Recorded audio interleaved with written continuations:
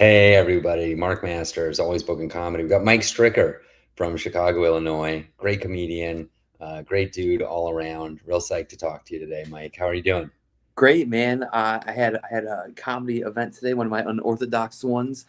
So I got a little sunburn going on, but I was out for 6 hours today, and good start to the week on a Monday. So 6 hours of comedy on a yeah, Monday. Tell me all about it. That's incredible. yeah. So you and I chatted a little in person last year about it, and things have really changed in the last. I think I saw you what October maybe That of sounds right. 2024, maybe October. And that's when I met Damon Howard with you too. But I've been picking up on the golf heckling events that I've been doing, and I had one today where I was about 35 minutes from home. It was a great fundraiser. It was a memorial for the host's dad and also a fundraiser for a children's hospital out by us, St. Jude's. So I did golf heckling. I got to hire another comedian to come out with me. And that first hour is just like the setup, the get out there, test your sound and stuff. And then 5 hours of heckling golfers. And then What, boom, you're done. let me. I have so many questions. So Yeah. first off, sound. What kind of sound are you doing for 5, 6 hours? Is this something battery operated? Yeah, that's a good question. So I'm working for a larger golf company, and we're kind of unveiling this brand right now that is in the works. Like the marketing is just getting going, so I can't go into a lot of specifics for maybe like another week with it. But the owner of the company sent a party box to my house. Called JBL Party Box. Engineering is amazing on these things. Like you could just charge it at home.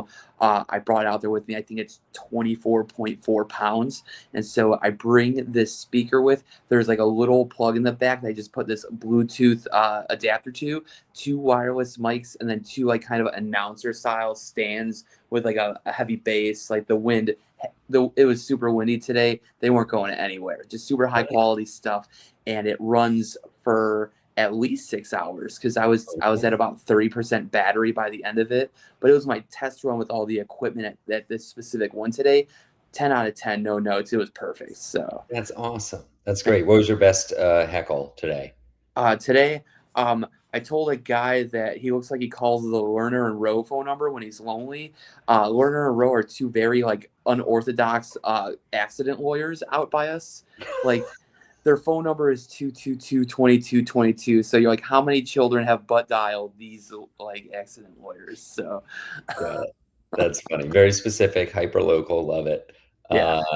And how was the weather? It was hot. It was Yeah. pretty hot. Luckily, we were able to get set up like under some trees at the hole we were at. So we Mhm. were in the shade the whole day. So I got like just a little bit of sun, but we were under an extreme heat advisory the entire day.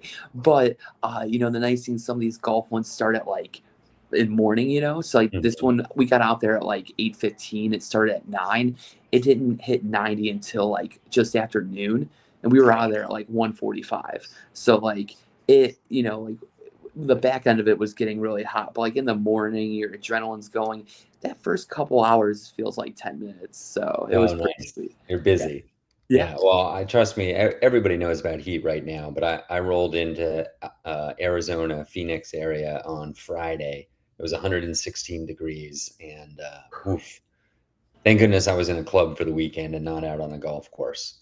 Yeah, I mean, it's interesting you say that because the company that I'm working with is based out of Phoenix. So I've been out there three Oh, times since mid-April to do these golf events. But we did the last one the 30th of May, and they're like, "Yeah, that's it here in Phoenix until September because okay. there is no golf like June through August in Phoenix. Apparently, nobody wants to golf when it's 116 I degrees guess out. Who would so. have I thought?" guess so. Honestly, I might take 116 degrees here over 90 in Chicago because at least it's dry, you know? Yeah, You guys are humid. So, it's very humid but here. but people are tougher in the Midwest. You got a bunch Yeah. of snowbirds here and Yeah. yeah. I just grew up here, I've been here my whole life, so I'm kind of used to it. But again, you go in the shade. Sometimes you have like the tent. You drink waters and you stay hydrated and stuff. Just make smart decisions. Like it's a gig, but you still have to make sure you prioritize taking care of yourself. So Yeah. So how often are you working? Like I'm not a big golfer. I've golfed 10 yeah, times in my whole life. Do you tell jokes for 5 minutes and then take an hour break, or how frequently are the Yeah, and groups coming through? that's a great question because a lot of people don't like understand it. It it's very niche. Like not a lot of people are doing it, but the market's really untapped on this right now. You probably heckle people for like 2, 3 minutes, and you might sit there for like 10 minutes, 15 minutes and do nothing. It depends. Like if some groups are playing through a little bit slower, and you have like three groups just on standby waiting for these guys to finally get moving and play through, you might have, 10 to 20 minutes at a time of just kind of like 2 or 3 minutes, 2 or 3 minute break and just keep going. But like, it's not, it's not like doing a 45-minute comedy set where it's like, hey, I'm starting and I'm not stopping until 45 minutes. Like you get lots of breaks in between, Yeah. lots of downtime. And like, I have like notes on my phone. I try not to have my phone out while people are golfing, just like personal, professional preference on that, So in a lot of ways, it's similar to comedy. I mean, it is comedy. It's just a different kind of comedy, but the process of the performance is different, which makes it interesting. But it's really made me, especially this year, just really excited to be writing again. I feel like I kind of went through like this slump of I didn't want to write so much. Right. And it's got me so eager to write again because there's something a little more satisfying about seeing people's reactions when it's like really personal and there's only like five people standing there. And a lot of times it's like meaner, like a stand up set or like a heckler or something. Hmm. So, Can can people opt out, or does everybody participate? depending on the event, we do take like donations as a whole, and there's usually like volunteers who will help out. So some of the ideas we come up with is you can donate for a couple of different like things. Like we can be extra mean. We could flip your insults into compliments, which are always hilarious because they always come off as insincere. And it's because they are insincere. You paid for me to say nice things to you. You did it in front of the people you're golfing with. So I'm going to say nice things, but we all know that I don't mean it, or they could pay to have us not say anything at all. Give me an example of a compliment maybe you gave today. That's the nicest ankle tattoo I've seen today. You could tell he went to a quality tattoo shop. The needles were very clean. Like that was the one we did today. So Nice. Nice. That's funny. That's funny. What a creative way to, I assume you get paid doing this. yeah, yeah. Yeah, what a creative way to make money with your comedy skills. That's awesome. No, absolutely. I appreciate that. I've been doing stand up for 13 years. And so, one of the pitches of this is like, we're not just here to like heckle golfers. Like, we are real working comedians coming out to do this. It's better with two than just one. Like, I've done ones on my own before and it's fine, but it's always better with two people because you're riffing off each other. You're like Statler and Waldorf at like a Like the golf guys in the course, Muppets. the Yeah, other person is saying something and while they're saying it I'm cooking something up with that 10 seconds of downtime I have, and we're just like a two-person machine gun with these lines. It's a lot of fun. that's fun. So So you've done them in Illinois and Arizona. Anywhere else? um I've so far this year I did Illinois, I've done three in Arizona. I was in Maryland a couple weeks Yeah. ago, which was really cool because I got to meet Christopher McDonald at the event in Maryland. Is If that you the don't Happy know, Gilmore guy? Shooter McGavin from Happy Yeah, Gilmore. Yeah, it that's was cool. so cool. Like I got to the event and like you don't know who you're gonna meet at these. Like some of these companies go all out to like really make the event like incredible for the golfers, and they'll go get interesting people to come out. And I saw a woman wearing a black Happy Gilmore jersey, and I'm like, hockey jersey. It was a hockey jersey. I'm like, that's really cool. But man, she's gonna get so hot out here. And the guy next to me goes, "Oh, she's just probably waiting for like Shooter McGavin to sign." I was like, "Oh, you guys got like a Shooter McGavin like cosplay guy to come out?" And they're like, "No, it's the real guy." And I was like, "No way!" And they're like, "Yeah, he'll end up showing up at your hole at some point and do like photos and stuff and leave." I'm like, "No way!" And so maybe 45 minutes in the event, yeah, up comes walking the actor who played Shooter McGavin, and it was great because he took pictures with the people, who were playing, and then we were essentially working. And right when we go to take the picture, someone looks over and goes, "Hey, Shooter, that guy's the heckler," and he just looks at me and goes, "Yeah, jackass," like the guy in the movie, but like it's not his line, but that's also what made it so funny. Super sweet dude, but just like a very cool thing that I did not have that on my bingo card, and for That's it to that's yeah. neat. What that tells me too is these events have big budgets. I mean, Yeah. I'm sure he's not cheap. I'm sure you're not cheap either, but I Yeah. bet you're at different pay grades. Yeah, So, oh, I hear you. I mean, but, we've done some stand-up shows together, so, like, like, yeah. everybody knows. If you're watching this podcast, you You know how mean it you and works. I, not just for the viewers, not Yeah, shooting yeah, gallery. exactly. No, I mean, honestly, like, you're absolutely right, and the fact that his new movie is coming out, like, he's in right now Yeah, with yeah. this Happy Gilmore 2 They coming got out. money. They're spending money at these events, and so, hey, we got a question online. Is right up your alley. So I somehow missed the premise here. You heckle people at golf tournaments. Why don't you give the like I don't know sales pitch? If you maybe if somebody came to you at a hole afterwards and was like, "This is great. I have a golf tournament coming up. What? How do I get in touch with you? What's this?" Yeah, so there's a golf company I'm working with. I'm doing like 90% of these with. I would give you a business card for the owner, and then you two would connect and make that happen. But yeah, for I guess for the question in the comments, like yeah, we're being hired to come out to golf events and heckle people as they tee off, and it just golf golf's always been very kind of like proper, and this kind of shakes it up a little bit. It makes it more fun, maybe makes people relax a bit. That you'd be surprised how many people say, "Can you follow us around the rest of the day? Because I'm hitting so well under these circumstances." It's Do really you actually heckle while they're swinging, or do you stop while they swing?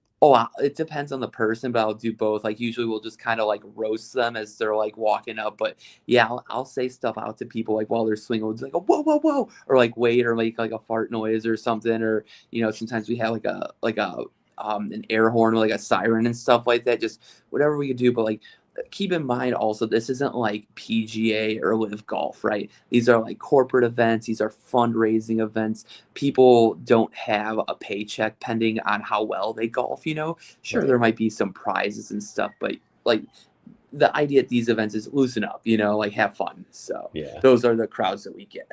Yeah, that's awesome. Let's move on past the golf stuff Sure. unless there's anything else you want to share real No, quick. anything you want to talk about, man. Okay, I'm cool. honored to be on here with you. And I must say, just throwing it out there on your podcast, you might have the most impressive EPK I've ever seen. Like I remember when you sent it over to me last year, I'm like, you know what? I was like, there's a reason why Mark Masters is doing so well. You just see how serious you take the business side of comedy, and I just have absolute respect for you on it. I was like, man, I really need to spruce my stuff up a Yeah, little bit. Like yeah. I it's just mean, it's with an excellent. EPK like that, you too can sleep in your car in 100+ degree weather. I'm killing it, buddy. All right, wait, we got before we leave the golf. Gotcha. Thanks for that. This is from North Carolina, by the way. My first job was at a country club. How do you manage the egos? um, sometimes people get pissed. Like let's be real. Like some people got really angry today. I think what we try to do though is like once they're done golfing and they're getting in the golf cart and leaving, we'll say like great job guys, or like enjoy the rest of your day or something. I like to throw like a compliment at the end just to remind people like we weren't just here to be mean to you and ruin your day. I mean, I hope we did, but like we're nice people too. So like you kind of like unlike comedy where you keep it on the whole time you're up there, we kind of like to turn it off right at the end of a group. Unless there's a group behind them, then we'll like keep it on like that. But Yeah, you know, uh, we let people know like we're having fun. Also, like everybody's getting heckled, right? We're not gonna just pick on one person in a group, so it's all of them. So like if you had a hard moment, you know what? Take pleasure in watching us give it to your buddy next. And so I yeah. think all those things are helpful. I would guess too that the demographics at golf clubs have changed. Meaning, whenever this guy from North Carolina had his job, maybe only super rich people played golf or whatever, or people with big egos played golf. But over, decades, it's a younger audience, and hopefully they're also coached somehow going in that, hey, you are getting heckled on hole. What hole did you work today? We were on a hole 12. It was a par five. Oh, So yeah, tough. that was Nice. that was the first time we've done a par five. A lot of the ones we've done are like par threes. Like we did one where there was like a pond in front of the green, and if you were short and you got it on the grass past the pond, it would roll back into the pond every time. It was the best. Like I love those ones where you could see how horribly they fail. It's like, well, go get it. Get That's some so funny. All floaties, right, one but last golf thing, Mark. The alligator from Happy Gilmore is in Colorado. That's incredible. Like, I'm assuming they filmed it somewhere else, but then it like flew or walked to Colorado. Where is it? Is it at like a zoo in somebody's backyard? That's crazy. You could email me if you don't want to post it in the Look for the comments. gator with one eye. Yeah, that's great trivia though. That's good. That's Yeah. cool. Okay, let's talk about how's comedy going? How since last October? What's new? Comedy's been What's going changed? good. Good. I think we talk about goals and setting goals a lot and stuff. And I had a goal of like the number of shows I wanted to do this year, and I'm way ahead of pace for the year. Nice. So that's been really nice. Yeah, I I've had, remember talking to you, and you like really book far out, which is impressive. yeah, and that's just because of my circumstances too. Like I have a wife and two kids, and I have a full time day job on top of doing comedy and now golf heckling. So now I have three jobs, a wife, and two kids. It's a lot going on, and so I love Which doing. is harder, the the the comedy, the wife, the kids, or the job? What's the hardest? I think right now the hardest is the day job because I'm miserable. Like it's been a pretty rough year and things have changed a lot this year at the day job, but it it keeps me humble and it reminds me that like I do sacrifice, things in life to do these things I love to do because I love doing comedy and I'm loving golf and I love spending time with my family and my wife and my kids, but there's things I have to do to keep me sharp and to make sure that they have what they need. I always put them first. So Yeah, always booking comedy, but always taking care of my family first. Like that has to nice. come first. I'm not some like deadbeat terrible husband or father or anything like that. So I'm just a Happy person that. Father's Day, by the way. Thank Just you. I just I yeah. appreciate it. My family went out of town for a week, so I was alone. So they gave me the gift of some time to myself, for a couple days. But then I got really sad and started to miss them after the fourth Oh, day, and it was a wreck. So, uh, aw, yeah, so it's been quite the week for me. But yeah, I booked stuff farther out, just because I have to be organized, and it's like, if I'm doing a comedy show, that means my wife's not working; she's at home with the kids that night. So mm, I have to make sure I book stuff out. Like she's super understanding and we communicate really well with each other. And I think for this to work, those things have to be in place and have been absolutely essential to me doing all these different things. yeah. You also are, I don't know if famous is the right word, infamous for working with the Jackass guys. You want to talk about that a little bit? Yeah, I've been working with the Jackass guys since 2015. I actually was just talking to Dave England via Instagram this morning, and Preston Lacey's one of my good friends. We talked a little bit earlier too, but yeah, I started working with Preston back in 2015. I had worked with Steve-O before that in 2013, and that was the first time I worked with any of those guys. But luckily, in 2015, I met Preston and he took me under his wing after we did a couple of shows together, and probably one of my two best friends I've ever made in stand up, which is incredible. Him and my buddy Tim Brennan, who lives out here, he's a Chicago comic, but uh, two best friends I've ever made in stand up. Preston has been so great to me as like a friend and a comic and someone who's just opportunities after opportunities, and doesn't ask for anything in return and just it's given me chances to work with the other guys, Chris Pontius, Wee Man, Dave England, other guys. Just such a cool thing. Probably one of my proudest comedy accomplishments in the last 13 years. Love working with those guys. I grew up on Jackass. Like my first tattoo was this terrible heartagram I got in some guy's basement in a bad neighborhood in Chicago. So like, don't get me wrong. Like the opportunity to work with those guys is incredible, but absolutely a fan all growing up. So That's awesome. That's cool. thank you. Where have you do you always perform in Illinois with them or do you travel? Oh no, I've traveled quite a bit. We've done shows. I want to say from Texas to Pennsylvania over the years. Wow. So, What do you think the biggest audience you've performed in front of with them is? oh, oh man, it's hard to call it. I mean, we've sold out rooms. We've done some small rooms, big rooms, probably like 1,000.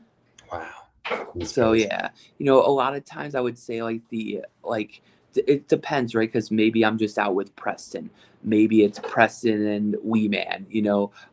There have been times where it's been four of them and me. And then the more that come along, the bigger the places, the bigger the budgets, the bigger the rooms, the bigger the cap on the place. So the numbers do fluctuate over time, but some of the most fantastic nights of my life doing comedy have been with those guys. So. Yeah.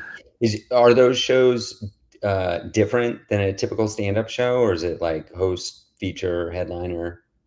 Um, it depends. Depends again on the lineup because it's going to kind of fluctuate a little bit. So like I'll give you an example of like recent one last year. I was out in Norfolk, Nebraska, with Preston and Wee Man and my buddy Tim Brennan I was mentioning earlier.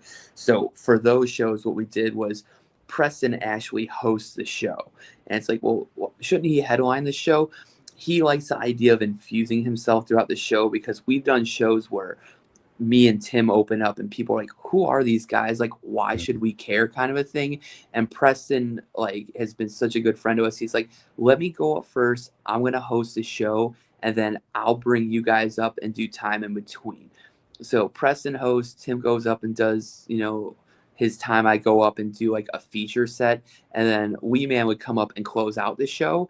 And then after his set, Preston comes back on and they do like a two-man show where they just kind of like share stories and jokes from over the years, and then they'll do like some Q&A with the audience. It's always different, and it's so interesting because those guys have stories for many many lifetimes of just like the crazy things that have happened to them. A lot of them are very like pop culture rich, so like even if you're in the audience, you're like, oh, my boyfriend was a Jackass fan, he kind of dragged me to this show. You're gonna hear about somebody you know about and just be like, no way, that is so nuts. Like it's comedy. It feels like a party almost. Like it's just like more like rock and roll. Like it's a little more like energized, a little more ramped up, a little more hyped up. And I'm not like bashing comedy at all. It does feel a little different. That's fun. That's very cool. And Thanks. and how did you fall into this in the first place? What was the very first event? Okay, so I think one thing with me, about booking comedy is that if you don't go for it, it's not going to happen. So, back in the day, I saw online that Preston Lacey was booked at a show at this bar in Janesville, Wisconsin called the Back Bar. And I was like, oh man, it would be cool to do that show. And it was like 2014, something like that. And so I went ahead and emailed the owner. I was like, hey, I saw you got this show coming up with Preston Lacey from Jackass. I'd love to come open or host the show. I would just love the opportunity to do the work. I was like, if you don't have much of a budget for this show, I'd even, work for free just to build some rapport with you. Because when you don't have credits and stuff, Mark, let's be real. 2, 3 years in, you got to do what you got to do. Like you're paying your dues in different ways. So yeah, I put myself out there willing to do that for free. Would I do that at 13 years? Hell no. But again, 3 years in, it's very different. I guess it was like 2 years at the For the time. record, anybody watching this, I would still probably do it. It certainly depends on the situation, but it was Yeah. like an hour and a half from home, and that's the thing. Yeah, It no, was that's such a smart move 2, 3 years in. I would say that, like, one reason that I would do it is I find that you'll find opportunity eventually. Like a good example, I'm down in Arizona right now in Phoenix, and I drove from Denver. It's like 12, 14 hours, something like that. And I'm doing low-paying club gigs because I wanna, like, work up the ladder at these clubs and eventually get medium-paying club gigs there. yeah, They don't pay super well. But on the way down, I had a door deal near Albuquerque, and that broke up the drive halfway in. I didn't have it until like 10 days before. The club gig was booked 8 months in advance. Like a long time in advance. And I finally found this. Like I did a show a couple weeks ago in New Mexico. Met a comic. They were very impressed with my act, and I said, hey, is there any way you can get me a show? And they were like, yeah, we can throw something together. And honestly, I didn't make very much money at the door. I sold $200 in merch to like nice. 30 people, which is unexpected, and that stuff happens, and you learn something, and so sometimes you do have to take those chances Yeah, anyways. absolutely. And so the owner of the club, I basically sent him this pitch. I was like, I got some friends out there who might buy tickets. I feel like I said everything right. He replied with, "We do not have a show booked with Preston Lacey from Jackass." And that was the absolute last reply in the world I was expecting. I was just kind of like, "Oh, well, I saw this online.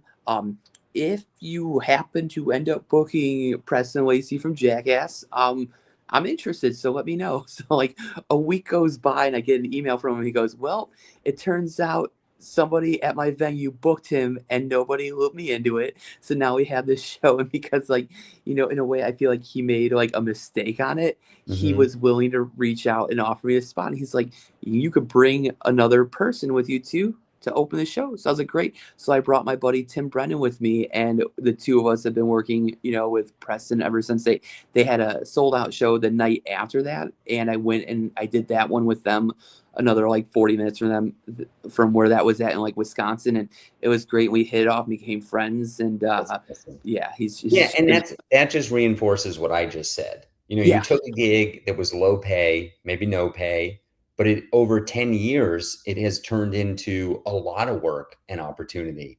And if you have confidence in your act, there's value in just getting out there, being funny in front of other comedians. Last night I did a low paying bar show, but two of the comedians on the show loved what I did and were like, "Hey, next time you're in Arizona, hit me up. I run shows." And that's just kind of like the hamster wheel that we're all on. Yeah, and I mean, here's the thing, like, what was that, Sunday night you're doing that? Hmm. That's great because it's like the reality is, like, you don't wanna be out bankrupting yourself doing that, right? Like, I totally get it, but if you're a smart, calculated comic, you see the value in what you're doing in the long run, and you know that you're not going to, like, bankrupt yourself to go out and do these gigs, do them because it's better than going to open mics, and you're working real audiences. Because Yeah. honestly, like open mics are fine, but I don't see the value in them that I saw the first 6, 7 years I was doing comedy, where I didn't have an act at all for a long time, or I was building that first feature set or that first headliner set or whatever. I'll go to open mics if I have a bunch of material to work on, or if I think that open mic might be like a good networking opportunity with other people. I've got a wife and 2 kids, Mark. If I'm leaving the house to do stand up comedy, I need to come home with more money than I left with at 13 years in, and that's what the name of the game is. So it's not that I'm like above open mics or anything like Mhm. that, but again, I'm putting my family first. Like if I want to do this, there's a way I have to do it, and this is the way it is. And so far, I'm gonna knock on wood somewhere. Like I'm doing all right. So That's awesome. That's great. Hey, we got another great question from online. This is going back a couple topics. How do you handle higher paid bookings since you book far in advance? So just to let the audience understand, it's June right now. yeah. Let's say Mike books something for November 2025, and then somebody comes to him later and offers a conflicting gig that maybe pays 2x, 4x, 10x. What do you do in that situation? Um, I really don't like canceling on people, and I know that's such like a "oh, really" answer. I've really prided myself on the few number of times I've canceled gigs over the years. I had an opportunity early on in my career where I had a show at a charity event in Chicago, and then I got offered an opportunity to open for a guy who was really hot at the time, who had been on America's Got Talent, and so I canceled the charity gig to go do that gig, and then the guy from America's Got Talent ended up canceling that gig. So then I had no gig at all. But it wasn't like a feel bad for me thing, but it's like I bailed on that charity gig. Yeah, Mark, I deserved it. yeah. I totally deserved it. You know what I mean? And that was a hard pill to swallow like a year in. And so Mhm. my general policy is I don't cancel gigs for other gigs. If it's like an absolutely extenuating circumstance, and it would have to be something really incredible, I might consider doing it. Um, or if I know the producer really well, I think that's also part of it too. Like, am I working for this person for the first time? Because first impressions are so important, Yeah, and if I cancel, like, I had to cancel the Duluth place where I met you. I was in yeah. the hospital the week I was supposed to be there, like 4 months or so before I went up there to those shows with you, and I messaged him. I was like, "I'm sorry, like I unexpectedly was in the hospital. I have to cancel." And I told him flat out, I was like, "I know first impressions are a big deal. So if you never ever want to book me again, I accept that. It's completely my fault, and I'm so sorry. And it is nothing against you." And I just put all the cards out there like that. I was like, if you are willing to give me another chance, I will come out on whatever date you throw at me. So of course he throws me the coldest month of the year, February, to go up to Duluth, and I was like, all right, well, it's calling my bluff. I'm going. So Yeah. that's when I went. So yeah, That's so awesome. I I mean, don't. the rest is history because we met, we've done gigs since then, and there's usually an upside to doing a Yeah, gig. Not always. Some of them are terrible, but yeah, but yeah, usually, if I'm good friends with the producer and we've worked together a lot over the years and I've built a good rapport with them and I explain the situation, like, do you think this is worth canceling on? Like, sometimes people are like, you know what? I already made the poster. I already made the flyer. I've already invested marketing money into this. I hate canceling on that too, so I just mean, I think that we're in the minority, but I'm the same way. I don't cancel gigs. And that is not like a lot of people just flat out are very open about if somebody pays me more, the original booker should have paid more in the first place, so they deserve to get canceled on. And yeah, that's but not my philosophy. I want people to know if they book me, I'm not going to cancel on them. Now, that said, I will go to a booker and say, hey, you're paying me $100. I just got offered $250. If I helped find somebody for you, could I get out of this? And it's also situational. Like I'm not going to do that the day of a show. I run a right, lot of shows. I know how stressful that is. But months out, also if I'm not like the marquee person on the show, maybe I'm just a middle act. That's pretty easy to replace. Also, if it's a big city where or versus like the middle of nowhere, Montana, like that's harder to cancel on because yeah, you're not it's going to be hard to find a replacement. I've actually been in situations where I've kicked money to somebody to replace me. Like I basically told the producer, hey, I'll take the responsibility for booking my spot. And they said, okay, you have a free pass to go take this other work. And then I had to go find somebody and I had to overpay what they were getting paid, but it worked out because I was making more money. but yeah. but my general rule is, yeah, I don't like to cancel on Yeah. gigs. And I think the time proximity you mentioned is also a really valid point. Just like, again, how far out are we? Because, like, if it's like, 3 months out, there have been a couple of times where, like, I've gone to book something and, like, I have, like, a whole thing on my computer with, like, all my information. I make mistakes too. I mess up. And there have been a couple times where I booked something and I've gone home that night and realized I just double booked something. I'm like, I'm sorry. I know you just booked me on this today. Please have mercy. I'm a human. I make mistakes. Like that's happened a few times and that's very real, like that stuff happens. I try to be good about it, but sometimes especially with some of these like agents and stuff you work with, you and I both know that sometimes getting the gig is being the first one to reply, right? Yeah. They want to fill these spots. They don't want to like mess around and stuff. And so I'll be like, cool, let me go ahead and reply right away to give myself the best chances of getting this gig. And sometimes in that rush, I don't take that extra minute to Yeah. double check. And I've made a couple of mistakes along the way too, but I quickly try to fix it. So like Yeah. this stuff like that happens too. Speaking of, have you booked anything at Duluth since we worked together in Duluth? I have not. I've been offered a few. I just haven't like had Yeah, I'm in the the. same boat. It's like a 7-hour drive, so not Wow. terrible. Had you been there before? That was my first and only time Okay. in Duluth. Yeah. It's So, a fun room.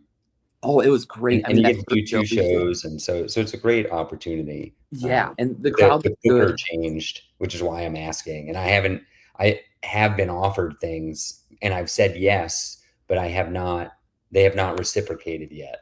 So, Yeah. we'll see what happens with that in the long Yeah. run.